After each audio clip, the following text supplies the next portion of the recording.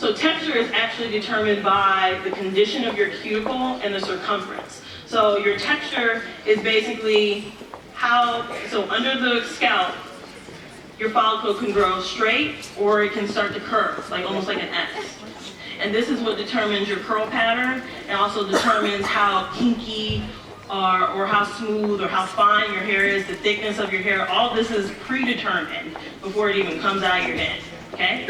So we usually think of texture coarse, medium, smooth, and usually in the ones which is completely straight. Oh, thank you. It's my birthday. Great. The ladies who are usually in ones and twos, which is kind of like wavy and completely straight, they have more of a smoother texture. But once you get into like the threes and fours, you start to see this. You feel it, you know. It's a difference in the texture, and so it's, you know, coarse, and which it can be a little bit. It can be a little bit more complicated to deal with from a novice eye, but you can have more fun with it, and that's why I like people with 4 and 3 type hair.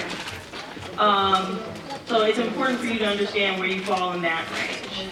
Also, you want to look at the diameter. So some people say, oh, my hair is too fine, my hair is too thick. I've seen people on both sides. Well, how about let's just own it and then just figure out what works, okay?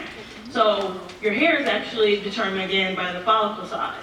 So this is something that you're born with. Sorry, your mother or your daddy gave it to you, and it's hard to change. And I have bad news. It kind of gets worse as you get older because the follicle shrinks over time. So that's why you see older people who have thinner hair than what they had when they were much younger.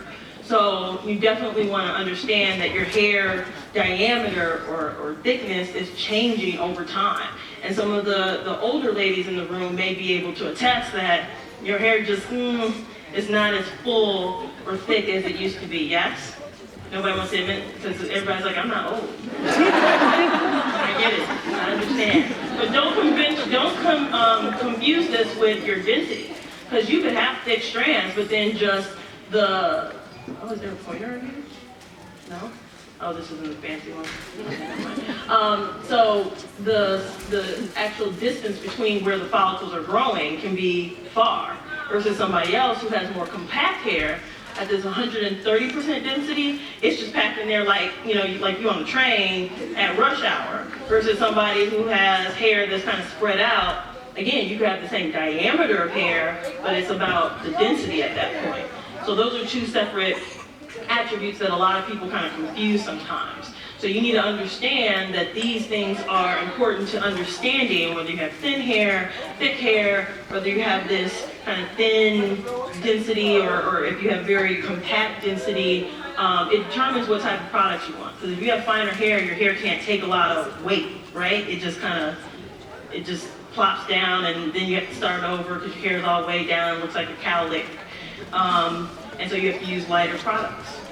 But if your hair is thicker, you can take the heavier products. So understanding that alone can help you go to the shelf and, you know, and basically eliminate a number of different products, because you have to say, hey, just because such and such said this on YouTube doesn't mean it's applicable to me, because my hair doesn't look like her, or my hair is thinner than hers. So you have to be thinking of these things when you go to the store to find these products. Okay, so pattern, this is a big one. Your curl pattern is determined by the follicle, and you can't make a miracle out of, you know, basically saying, oh, I'm going to put this product in and I'm going to get curls like Taryn. And you started off with curls like Viola Davis. Like, it's just, you know, they're too many stuff. Unless you bought it, don't expect it to happen. So you have to be realistic with what you can do with what you have.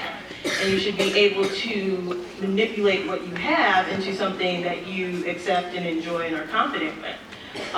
So there are a number of ways that you can manipulate your curl pattern to resemble a larger curl pattern or a looser curl pattern. But no, if your curls are as tight or as kinky as a 4C, you have to stretch and you have to re-rod the curl and reset it, almost like what you do with a curling iron, right? Curling iron, you take it, even if you have straight hair, you're taking it and you're using heat to reset the curl and create a new curl pattern, right? same concept with natural curls, okay? You have to stretch it, either rod it, using your finger, using twisting, braiding, all that's necessary to go from anything small to anything larger. But then you have some girls who have the larger, the looser wave patterns, and they're trying to get to 4C. You know, so also know that there's always somebody who's trying to get your hair. So it'll probably just be easier if you just accepted what you had and rocked it. That's just me. But there's something for everybody out there in order to moisturize, in order to strengthen, in order to maintain the hair.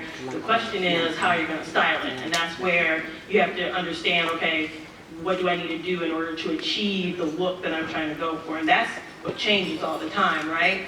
Right? Because I could want to look like, you know, one person today, and then tomorrow I could look like a completely different person.